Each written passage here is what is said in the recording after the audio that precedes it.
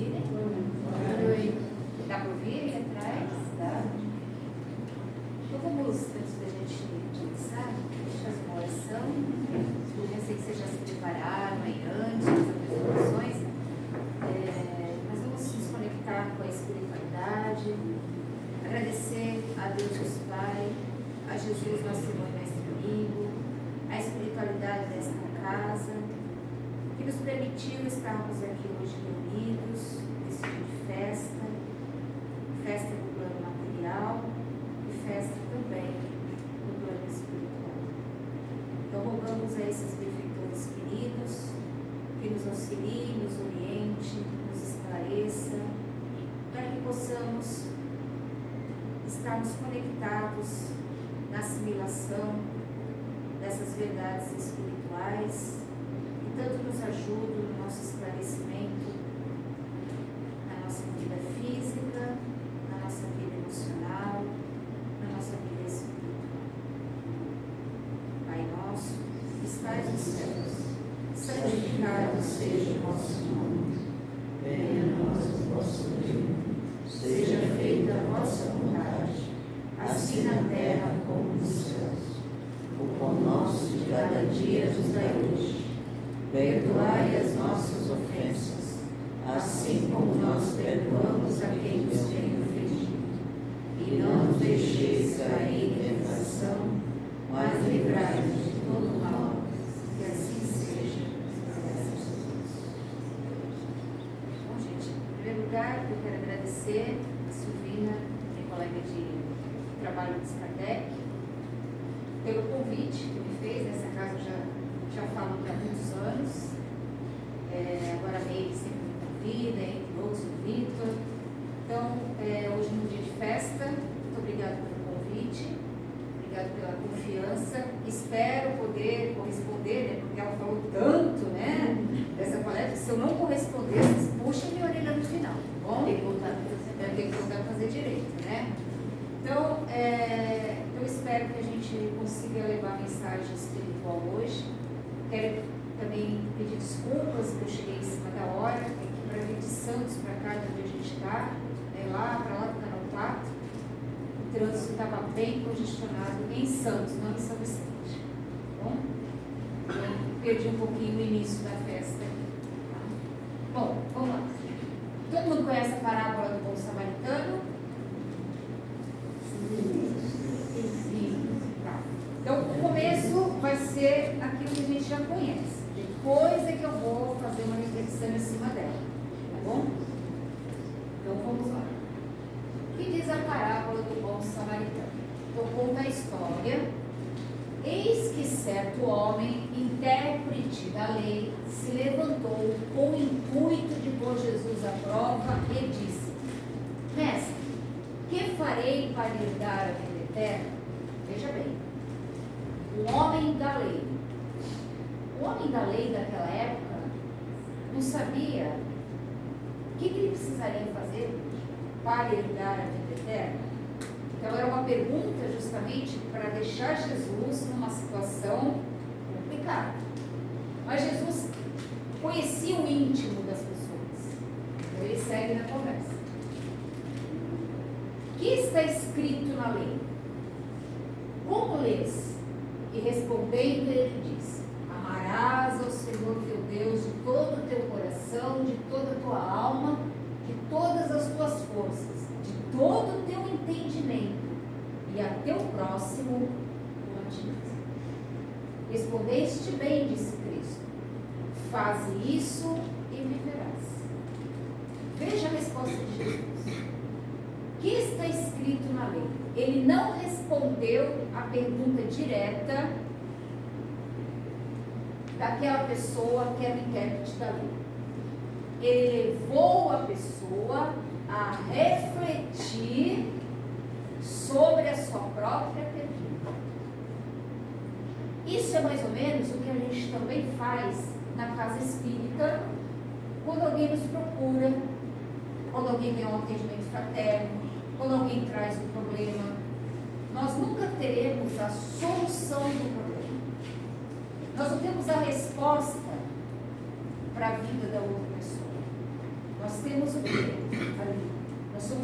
caminho que vai ajudar aquela pessoa a refletir em cima daquele problema que ela está vivendo. Então nós temos que ajudar a pessoa a repensar sobre aquela situação que ela está vivendo. Foi o que Jesus fez. Toda a história de Jesus, ele nunca respondeu.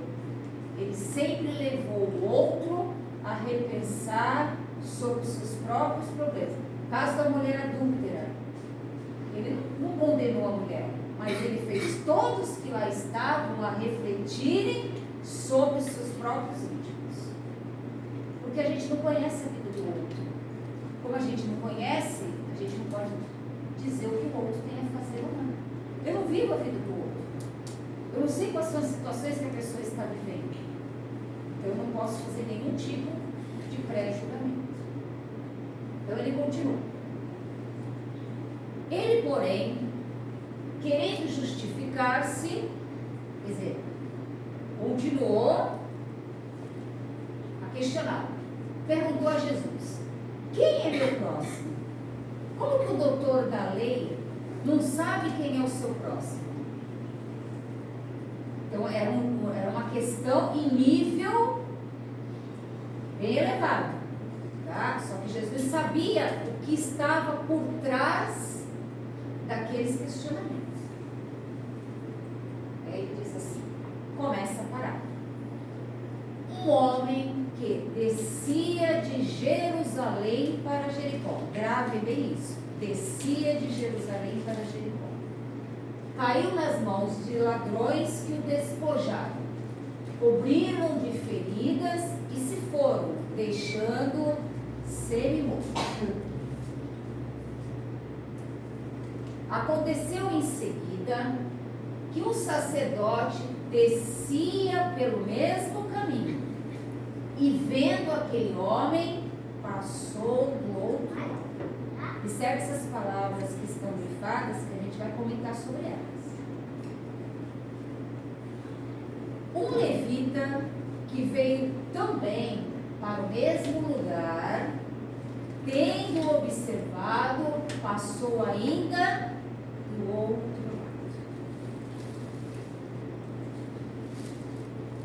Mas um samaritano que viajava, tá? Ele não descia, ele viajava. Essa palavra vai ter um significado, tá? Chegando ao lugar onde estava esse homem, tendo-o visto, foi tocado de compaixão por ele. Aproximou-se, pois, dele, derramou óleo e vinho em suas feridas e as enfaixou. E, tendo colocado sobre o seu cavalo, conduziu a uma hospedaria e cuidou dele.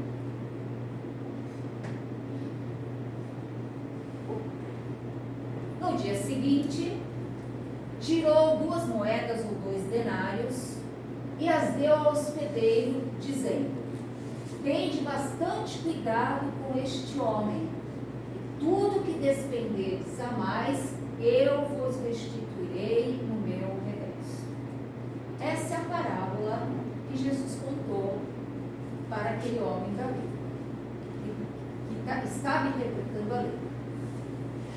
Então nós vamos analisar aí. Quem são os personagens dessa história? O primeiro personagem que apareceu era quem? O sacerdote. Quem era o sacerdote na época? O sacerdote era o supra-sumo dos religiosos. Então eram eles que promoviam os cultos, as oferendas, eram os ministros religiosos. Então tinha os sacerdotes, tinha os levitas, os sacerdotes e os sumos sacerdotes. Então, os sacerdotes eram aqueles que entendiam toda a lei, toda a parte religiosa, todos os cultos que eram feitos, eram por eles. Eram os sacerdotes. Quem era o levita? O levita eram aqueles israelitas da tribo de Levi. Esses israelitas, eles achavam na concepção deles que eles foram escolhidos por Deus para levar o povo à adoração desse Deus. Então eles eram os cuidadores do templo, os guardiães, os administradores, os professores, os músicos. Sabe aquele da casa espírita que cuida de tudo? Era esse. Era a função deles, abaixo dos sacerdotes. Mas eles não eram ligados à caridade, só naquele interesse de trazer as pessoas para a adoração a Deus. O samaritano, eles eram os legítimos hebreus, os israelitas da linhagem de Abraão. Só que os samaritanos não eram bem vistos pelo povo judeu. Por quê? Porque muitos dos samaritanos casaram com estrangeiros e não podia ter essa mistura, entre outros problemas, tá? E eles eram considerados, né, pessoas mal vistas na sociedade. Você veja, por que Jesus usou o sacerdote, o levita e o samaritano? Ele poderia ter usado outros, mas ele usou exatamente os três que mais conflitavam naquela época. Para levar o quê? Aos doutores da lei a reflexão. Tá? Outro personagem, o homem caído.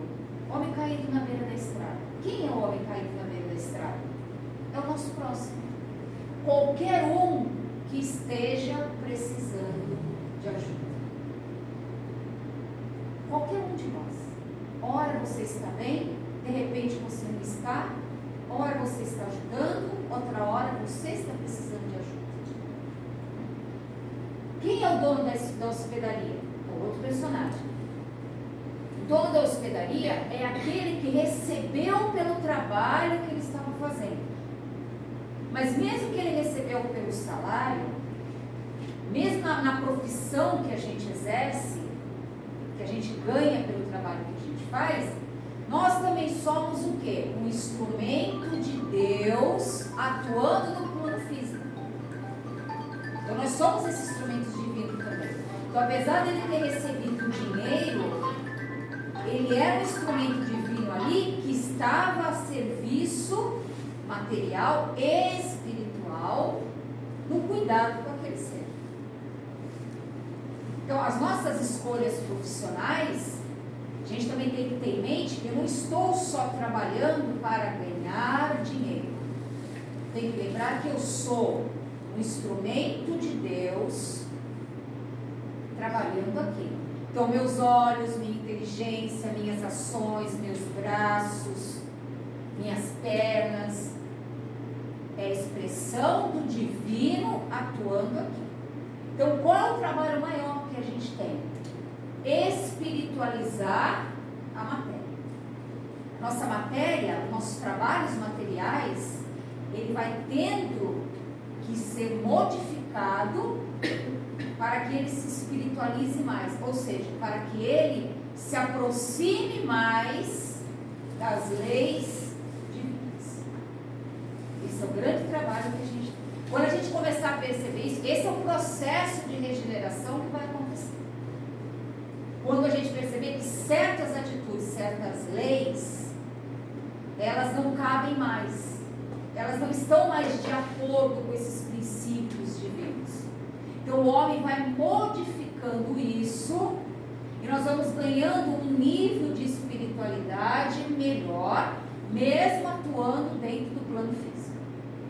Deu para entender isso, gente? Tá. Estamos nos personagens, tá bom? Vamos continuar. Segundo item, a violência que o homem foi submetido. Que violência é essa? Vivemos no mundo de provas e expiações. Se eu vivo no mundo de provas e expiações, o que predomina mais aqui? O mal ainda. Então nós estamos a todo tempo sendo envolvidos por energias mais densas, mais pesadas. Então aqueles que estiverem descuidados mentalmente, em pensamento, em atitudes, podem receber violências. Violências morais, violências físicas, problemas, dificuldades grandes. Quando a nossa guarda mental, ela abre. Porque a gente está envolvido no planeta Terra. O planeta Terra tem uma atmosfera que é densa. De dor, de sofrimento, de angústia.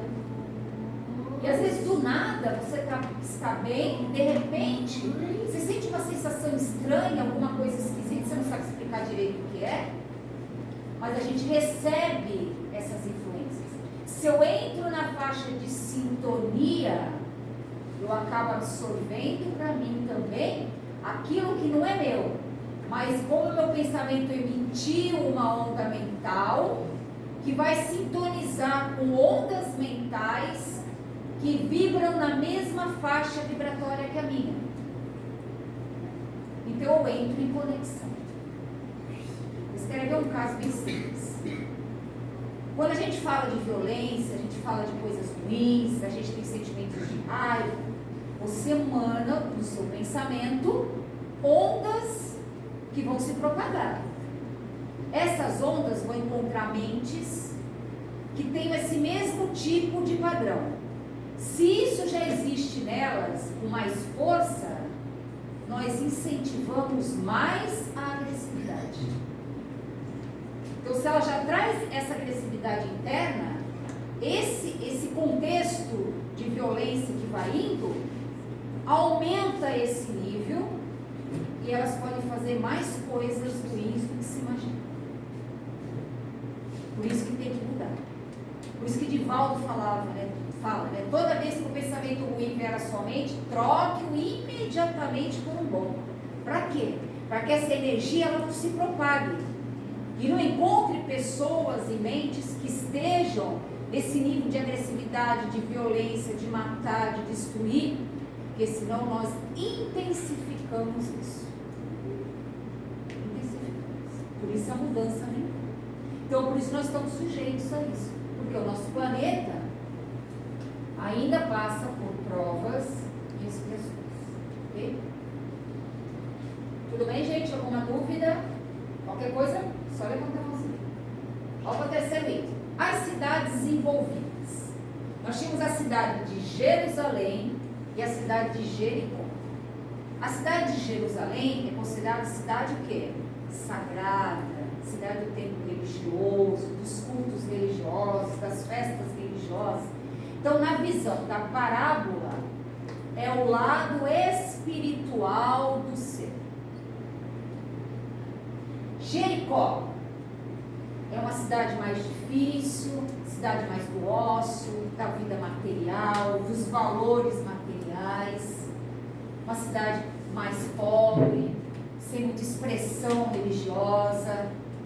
Então, significa na parábola o lado material do ser da vida. Por isso que ele diz lá, descia de Jerusalém para Jericó. Então, vamos continuar aí.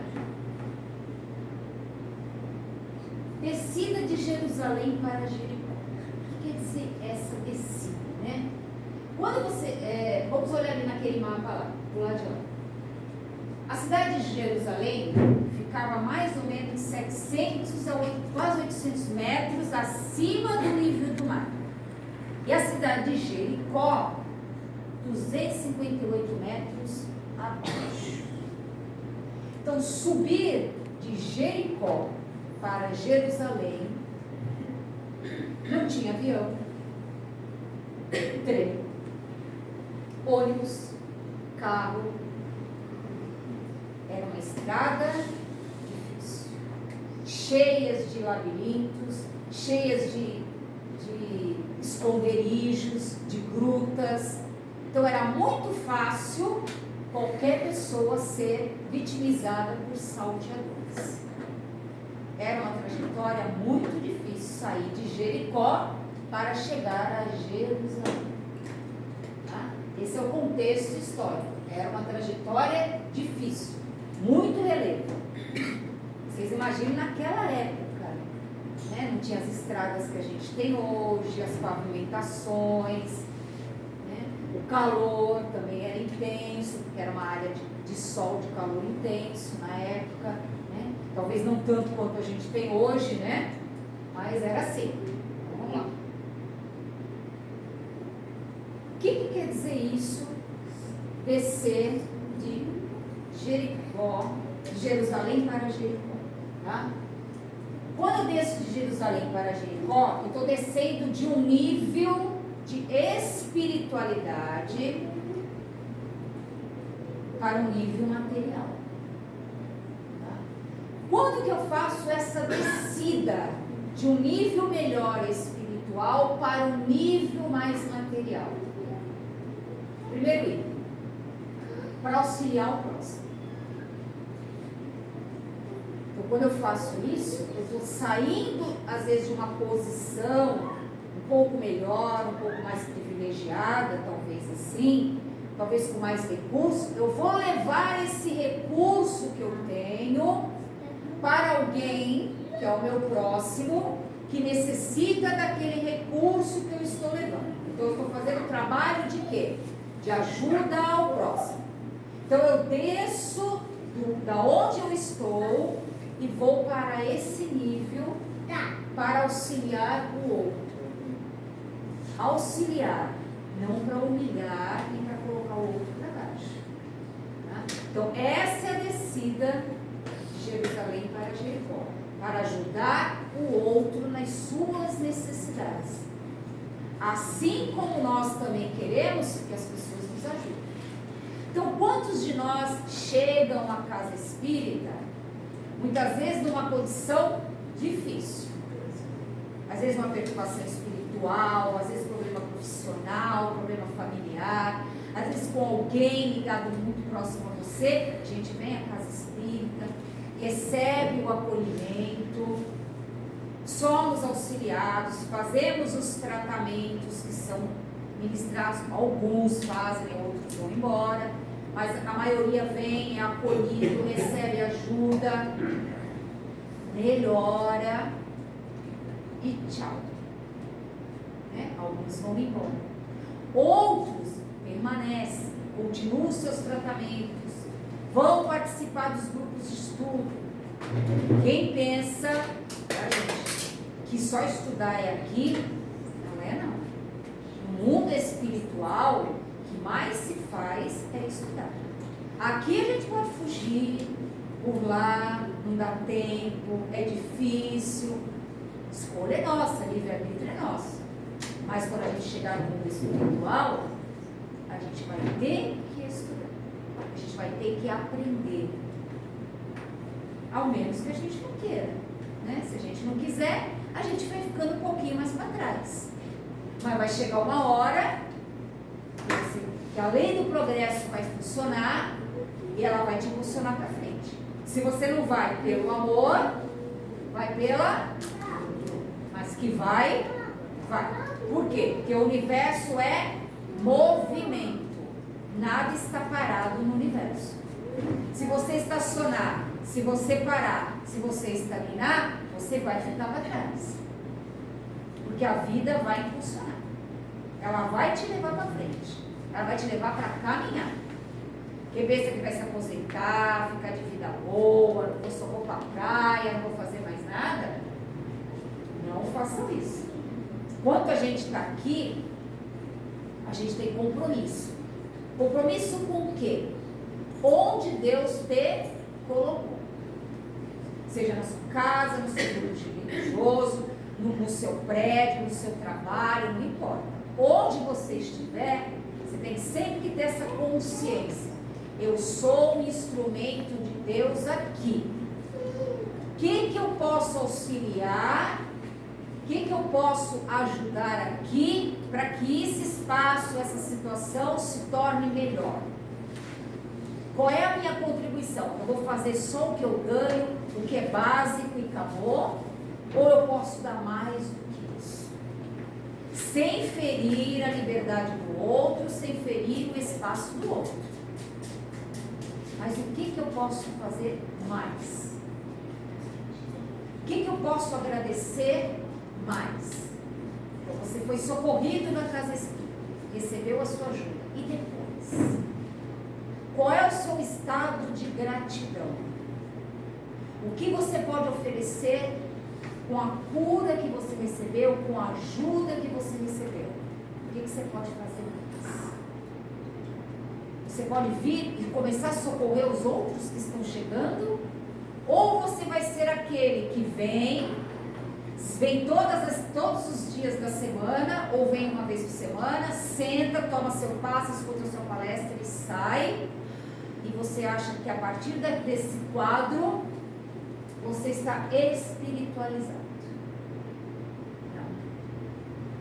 O que você está fazendo com tudo que você está ouvindo, aprendendo, lendo, escutando? O que isso está te transformando na sua vida? O que os ensinamentos espirituais ou a sua frequência casa espírita tornou você uma pessoa melhor? Tornou você uma pessoa de consciência mais elevada? Modificou algo em você? No seu dia a dia, nos seus relacionamentos, na sua vida em sociedade? Porque a gente não pode fugir da sociedade. Nós somos seres sociais. Tá? Outro item. Quando a gente desce esse nível de consciência mais baixo, a gente pode entrar em sintonia com entidades perturbadoras. Por isso, aquela simbologia do homem que foi assaltado na estrada. Quando a gente, como a gente diz assim, baixou a guarda, né, a gente pode entrar em sintonia com entidades perturbadoras, sim.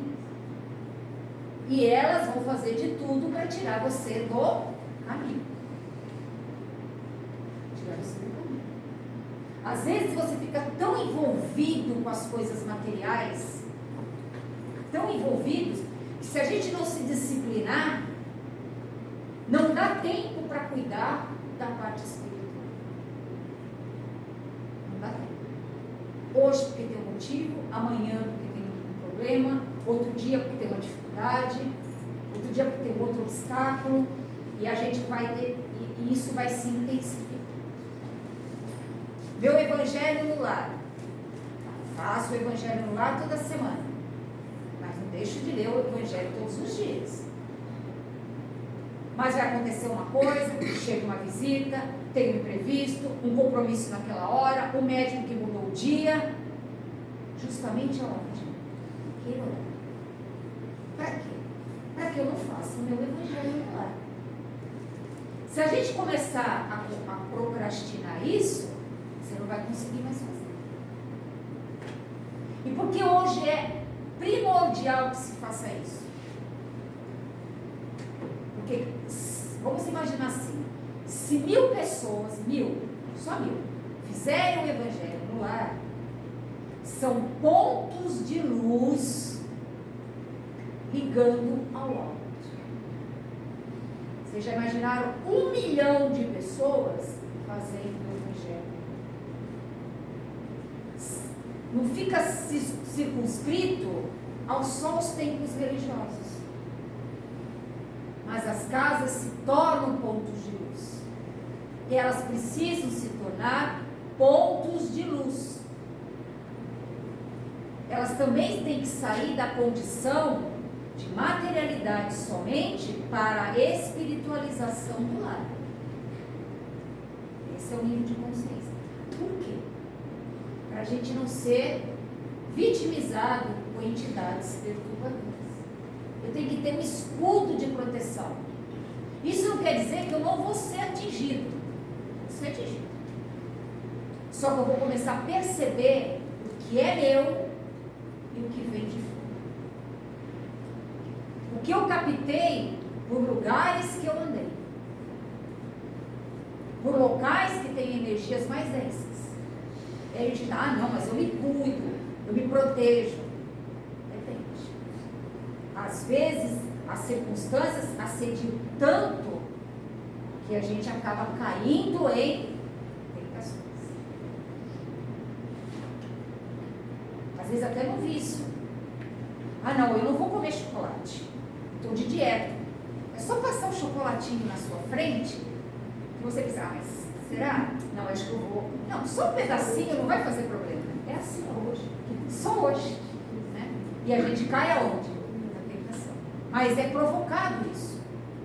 É atração. Atração existe no plano espiritual e no plano físico, está lá no livro dos Espíritos. Foi criada a atração. Justamente para isso. Para a gente aprender a educar vontades. Porque vontade é uma potência da alma. Emmanuel diz no livro Pensamento e Vida. A vontade é a gerência da mente que deve ser esclarecida e vigilante, porque ela governa todos os setores da ação mental. É a gerentona da nossa mente a vontade. Percebe que uma pessoa que não tem vontade, ela não faz nada. Ela enfraquece o seu mental. Ela enfraquece as suas ações. Ela enfraquece o seu caminho para a vida. Para ver a força que tem essa potência. Estou falando de vontade, não estou falando de desejo. Tá? Desejo é mais carnal. Bom, então, quando você faz esse processo, ele disse que o sacerdote descia de Jerusalém para Jericó.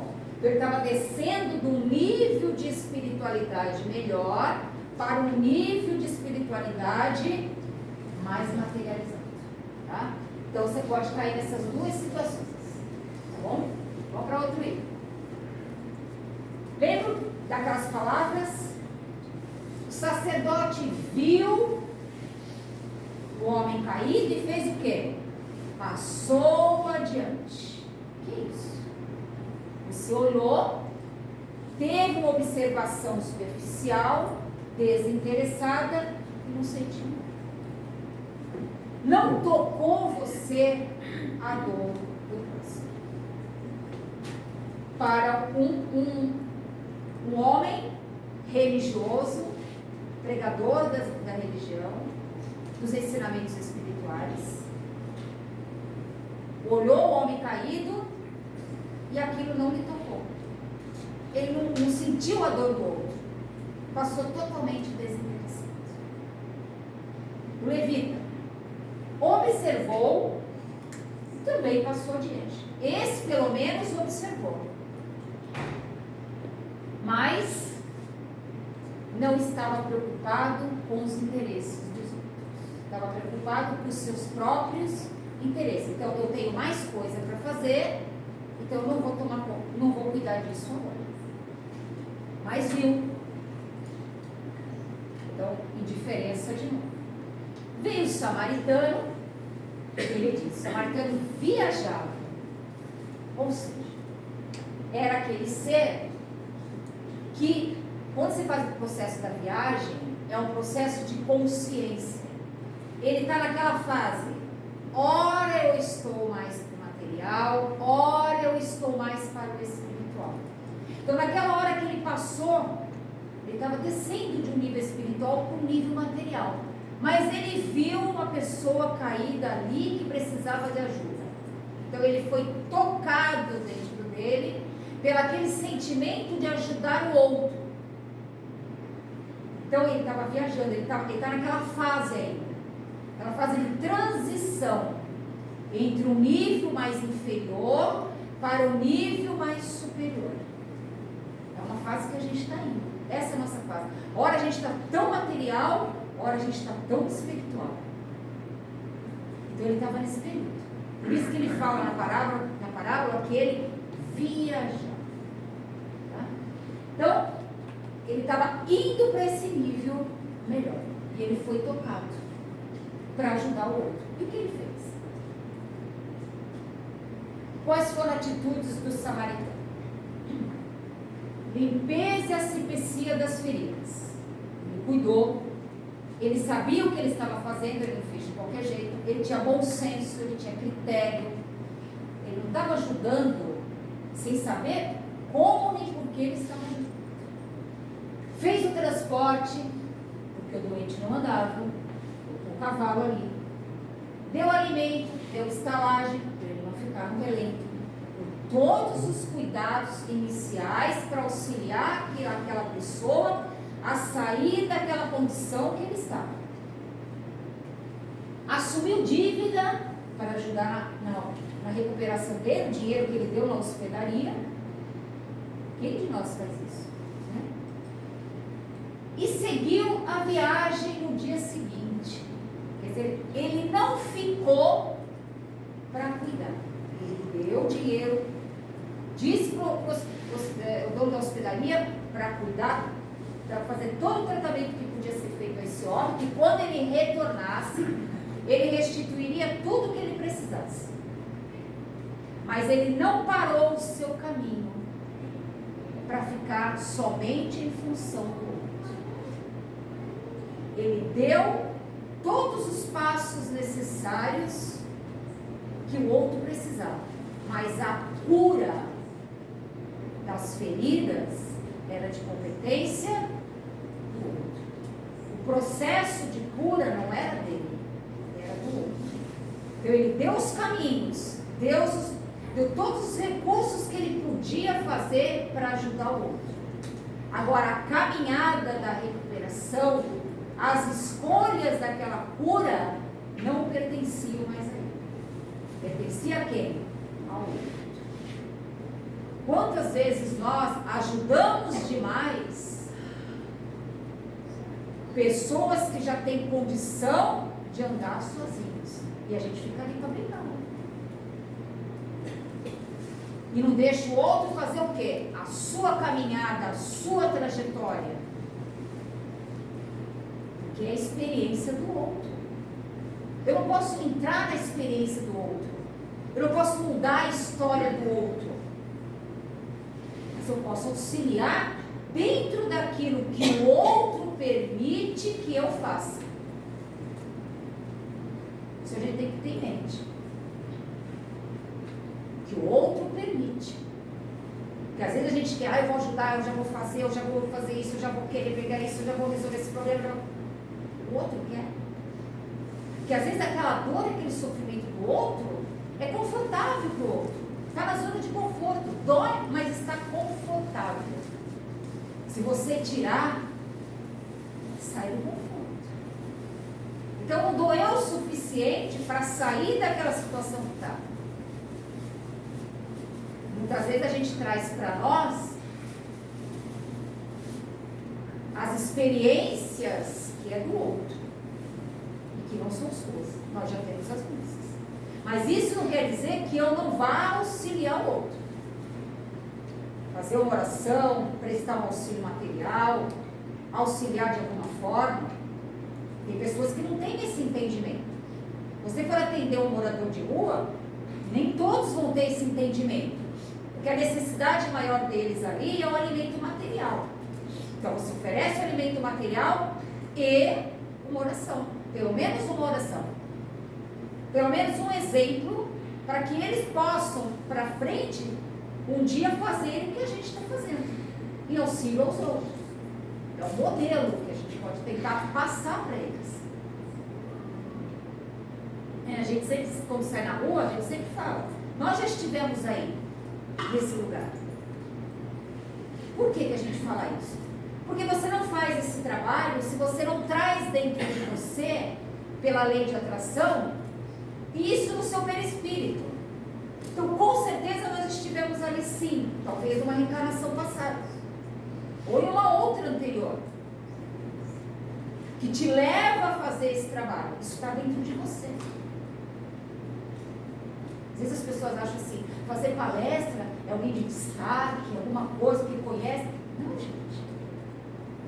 Pelo contrário, quantas pessoas nós né, na nossa comissão agora, tiramos do caminho, seja encarnados ou desencarnados. E hoje a gente tem que tentar consertar tudo isso. Consertar, gente. Consertar. Quer dizer que a gente está consertando. Então, gente, está em nós. A gente só atrai para nós o que está em nós. O que o nosso perispírito é um imã. Ele vai atrair pessoas, situações que estão em nós. dentro de nós, para serem o quê? Curadas.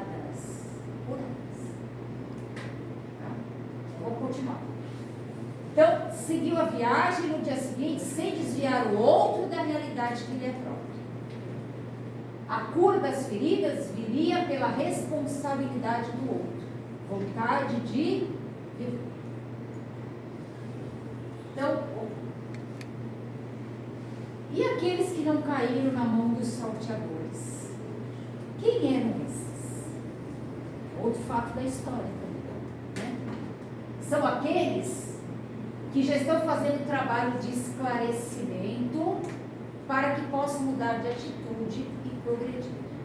Ou seja, estão naquela fase do vigiai e orar, para não cair em tentação. Tá? Caridade assistencial material, a gente tem necessidade de esclarecer o espírito imortal sobre as realidades da vida, para que eles também possam se iluminar e levar a própria consciência acendendo luz dentro de si. Então não cabe a gente julgar, cabe a gente levar o que a gente pode. E se eu precisar descer o meu nível de consciência para me igualar ao outro, porque eu não posso chegar lá mais alto, eu tenho que chegar no olho, no nível do outro, para eu poder falar a mesma língua. Você já viu um cachorrinho?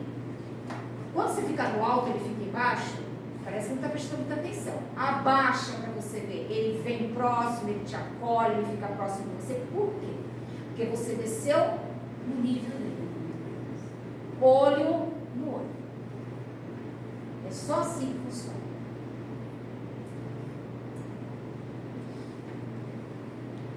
Então, para terminar, o nosso processo evolutivo é de subida e de descida. Subir para quê? Para a apreensão de conhecimento. Conhecimento é sabedoria, é entendimento da vida, é entendimento do que eu estou fazendo aqui, por que eu estou aqui, quais são os meus compromissos onde Deus me colocou. O que eu posso fazer mais do que eu já faço? Mas eu tenho que fazer mais, como diz Emmanuel, né? Se o trabalhador está pronto, o serviço aparece. E geralmente quem está trabalhando tem muito serviço. Quem não está fazendo nada, não tem serviço nenhum. Porque você vibra numa energia da preguiça, da comodidade, do comodismo, do não querer fazer nada. Então você não atrai nada. Aquele que está trabalhando, que está na ativa, que quer fazer isso, fazer aquilo, mais coisa mesmo. Mais coisa mesmo. E nós temos a descida. A descida é para a gente ir nos núcleos de necessidade e dor. Operação de amor que visita o nosso entendimento. Então, isso é de cada um. Às vezes o que você faz não é o mesmo que o outro faz.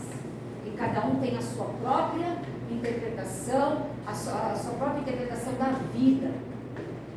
Como esse amor divino, ele está dentro de você. Como ele coabita em você ainda. É um amor ainda possessivo, egoísta. Você faz a caridade, mas você fica olhando se o que o outro vai fazer com a caridade que você fez. Ou você simplesmente faz a caridade e a responsabilidade é do outro com aquilo que recebeu. Porque a gente não vai esperar gratidão em nada que a gente faz. Pelo contrário. Nós temos que agradecer a oportunidade que a vida nos oferece de auxiliar. Porque Jesus deu esse exemplo quando ele lavou os pés dos apóstolos. Né? Eu vim aqui não para ser servido, mas para servir. Então essa é a lição de Jesus. A maior lição que ele deu para todos os apóstolos na sua despedida praticamente. Então essa é a mensagem.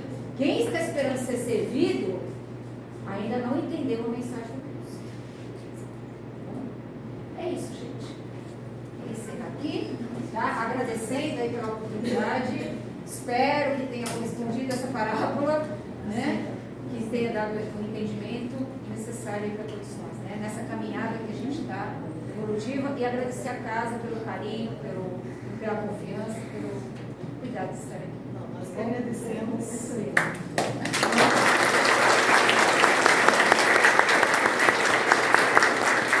Ela fez, traz uma reflexão incrível para a gente, né? Para a gente se olhar de uma forma, olhar tudo que a gente construiu até hoje de uma outra forma. Então, eu quis muito compartilhar com vocês, porque eu achei incrível, todo mundo que ouviu gostou muito, foi muito esclarecedor, trouxe esse novo olhar, né? Esse novo entendimento. E é esse caminho que a gente tem que buscar. Muito obrigada. Obrigada por vocês estarem aí, pela paciência de ouvir tanto tempo, né? Então, hoje, a Rose, que é uma das nossas fundadoras que está aqui, que vai fazer as vibrações para a gente. Para encerrar, depois a gente tem um lanche, tá bom? Está ali esperando a gente. Olha, os desejos, hein? Os desejos.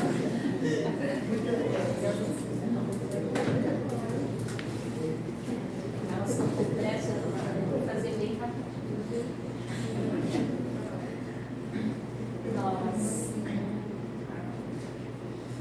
estamos muito felizes com a presença de todos.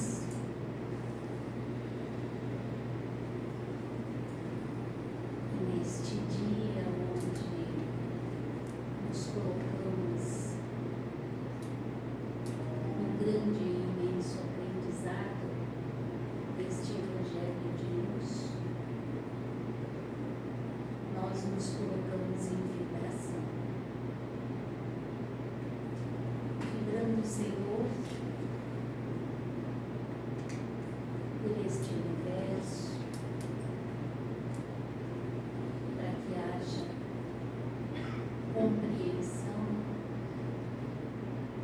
para que haja amor, para que aonde nós formos como espíritos eternos, possamos ser recebidos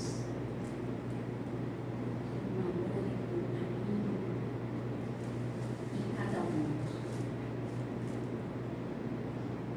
Nós vibramos intensamente por este planeta Terra,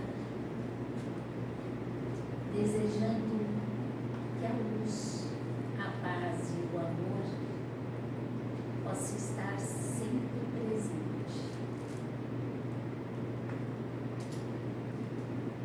Que os povos se unam, que as guerras sejam retiradas dos nossos pensamentos e das ações, lembrando que nada é nosso, tudo é emprestado por Deus. Nós vibramos pelos irmãos que ainda carregam a raiva, o ódio, que ainda levam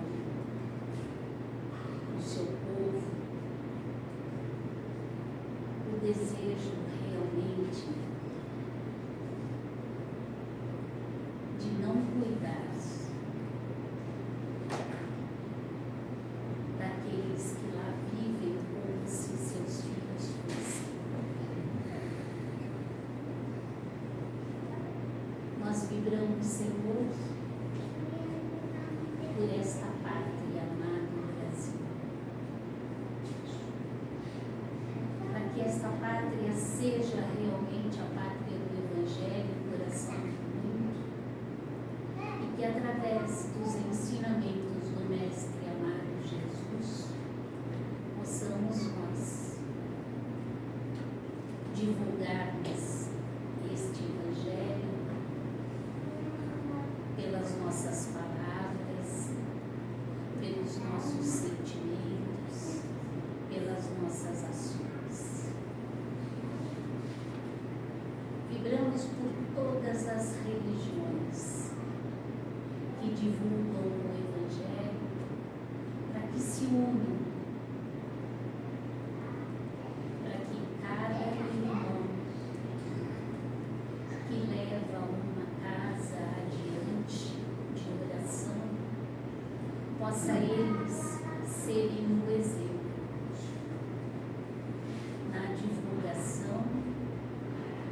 principalmente no vivenciar este Evangelho. Que não seja só nas casas de oração, mas sim em seus lares, no ambiente de trabalho e em cada lugar que estiverem. Nós vibramos carinhosamente por todas as casas espíritas, para que unidas possam verdadeiramente divulgar a doutrina dos Espíritos através de Allan Kardec, para que o livro dos Espíritos, o Evangelho segundo o Espiritismo, o livro dos médiuns, a Gênese, Céu e Inferno, possam todos esses livros serem lidos, compreendidos e vivenciados. Desejamos ardentemente que os lares sejam abençoados, que os pais respeitem os filhos e que os filhos respeitem os pais. Nós desejamos ardentemente que esta casa, hoje completando 30 anos, possa ter mais 30, mais 60, mais 90, mas sempre no desejo único da divulgação do Evangelho do Mestre Jesus e de auxiliar os irmãos que aqui adentram sempre na palavra do Evangelho. Nós desejamos que os reinos se unam e sejam todos respeitados. Mineral, vegetal, animal, comunal. Que esta noite, todos que aqui estão encarnados e desencarnados, possamos receber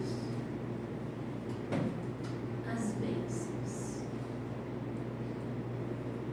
de todos os irmãos que aqui estão nos auxiliando, dos irmãos que já contribuíram nesta casa e que hoje aqui vieram. Nós agradecemos. Agradecemos imensamente a Deus pela grande oportunidade que nos dá nesta presente encarnação de estarmos nesta doutrina consoladora. E desejamos que o pronto-socorro desta casa possa receber de nós a vibração carinhosa, fraterna e amorosa. Para finalizarmos, nós vibramos intensamente pelos nossos irmãos do Rio Grande do Sul, com tanta provação,